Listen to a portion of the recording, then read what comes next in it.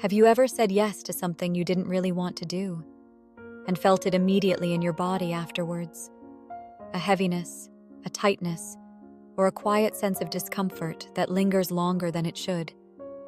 Not because the situation was wrong, but because something within you didn't feel right.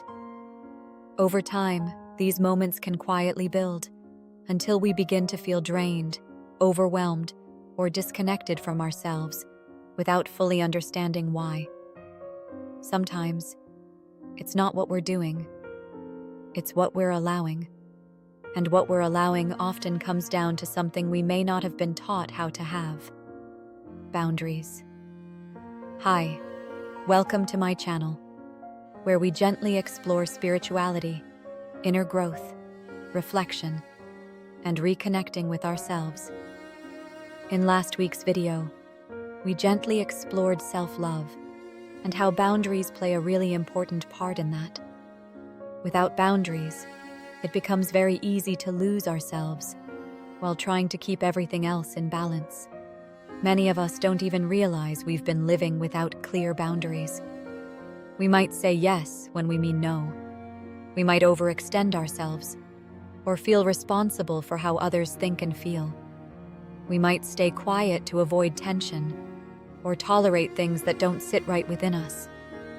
We can become so used to people-pleasing that we don't always notice or realize how we're quietly betraying ourselves by putting our own needs aside, even when it begins to affect our emotional or physical well-being.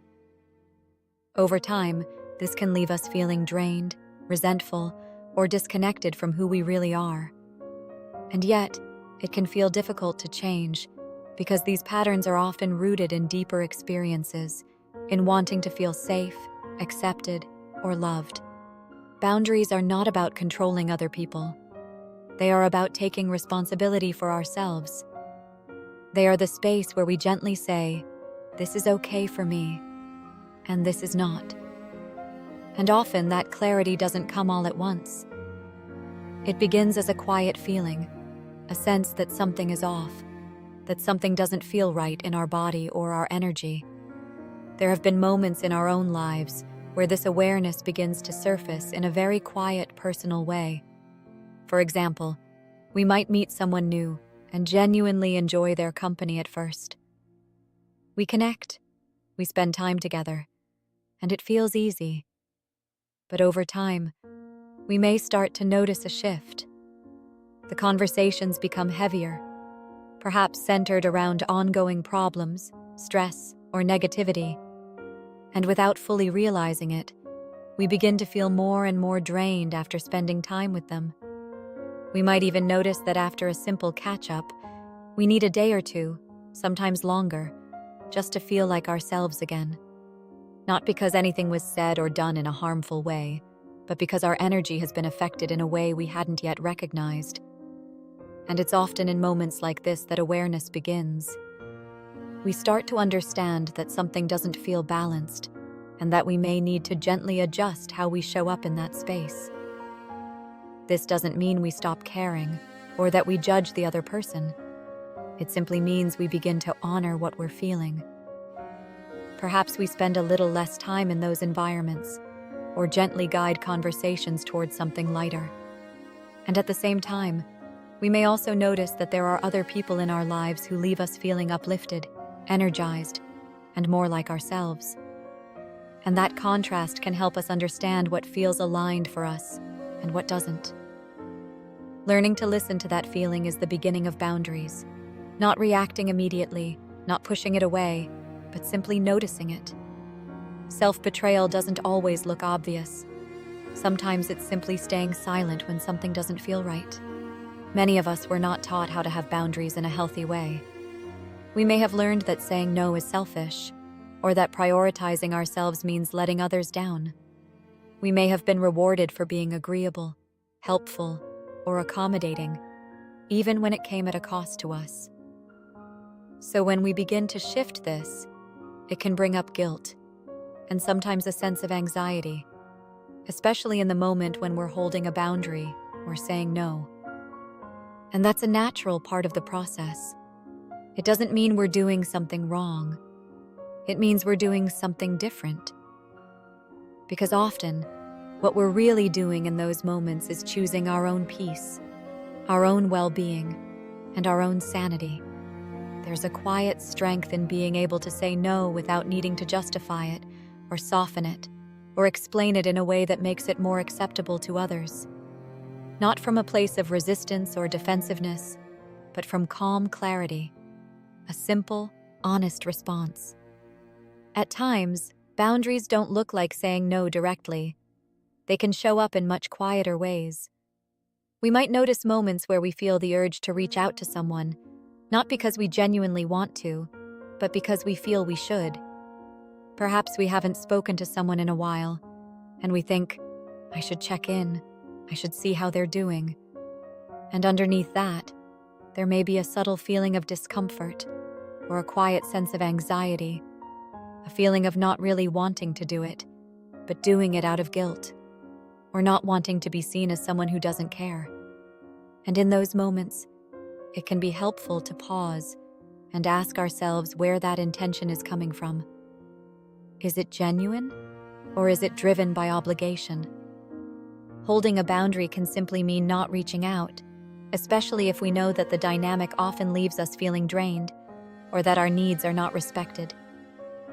Taking a step back doesn't make us a bad person. It doesn't mean we don't care. It simply means we are becoming more aware of our energy and more intentional with where we place it. At times, that might look like creating space rather than using words, taking a step back, giving ourselves time, or choosing not to engage in something that feels misaligned. Boundaries don't always need to be spoken loudly. Often they are lived quietly. As we begin to set boundaries, we may notice that not everyone responds in the way we hope. Some people may resist, misunderstand, or question the change, and that can feel uncomfortable, especially if we're used to being seen in a certain way. At times, it can go a little further than that. Some people may push against those boundaries. They might make light of it, tease, or subtly try to pull us back into old patterns. There may be moments where there is a sense of pressure or emotional pull, where we feel gently pushed to do what we've always done, even if it no longer feels right for us. And this is where boundaries begin to deepen. Not in how others respond, but in how we stay connected to ourselves within that response. It's about being firm, without needing to become defensive. Not giving in out of guilt, but also not needing to argue or prove our point. We can be kind and still be clear. We can be understanding and still hold our ground. And most importantly, we can remind ourselves that we have a right to our own peace, our own comfort, and our own well-being. Not everyone will understand your boundaries, especially if they benefited from you not having any, and they don't have to. Other people's reactions, opinions, or expectations don't have to override that. As we continue to hold our boundaries, we may begin to notice subtle shifts in our relationships, not always in a dramatic way, but gradually. Some dynamics may start to feel different, especially if they were built on us always being available, always saying yes, or always putting ourselves second. And at times, these changes can lead to distance. Relationships may shift or even come to an end. And while that can feel difficult, it can also bring clarity. It can show us who truly wants the best for us and who may have been used to getting the best from us. And there is a difference between the two.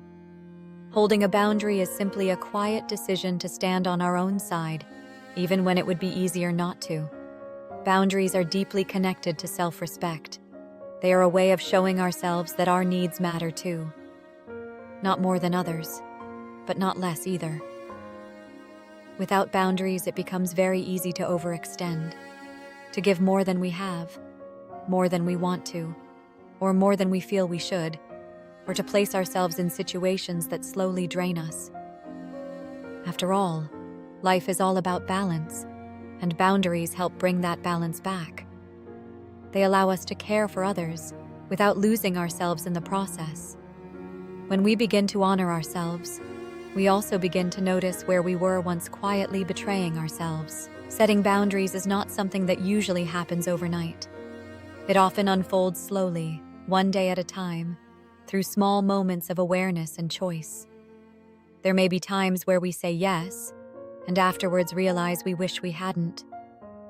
Times where we think about what we could have said differently, or feel that familiar pull of guilt or discomfort. But this is all part of the process. It's not about getting it right every time. It's about beginning to notice and gradually responding in a way that feels more aligned with ourselves. Each small step matters. Each moment of honesty with ourselves matters. Over time, something begins to shift.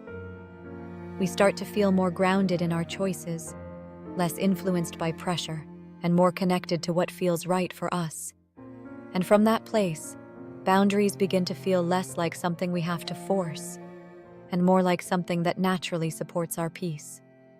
At their core, boundaries are not about becoming distant or shutting people out. They are about creating a space where we can feel calm, balanced, and at peace within ourselves. A space where we can show up more honestly, without pressure, without resentment, and without losing who we are. They are a quiet form of self-love, one that allows us to choose ourselves gently and consistently, without guilt. Until next time, love yourself deeply. If this resonated with you, please don't forget to like the video. You're also welcome to share your thoughts or experiences in the comments below. I love reading them. And if you enjoy this kind of content, please consider subscribing. It's completely free, and it helps support the channel. Thank you so much for spending this time with me. See you in the next one.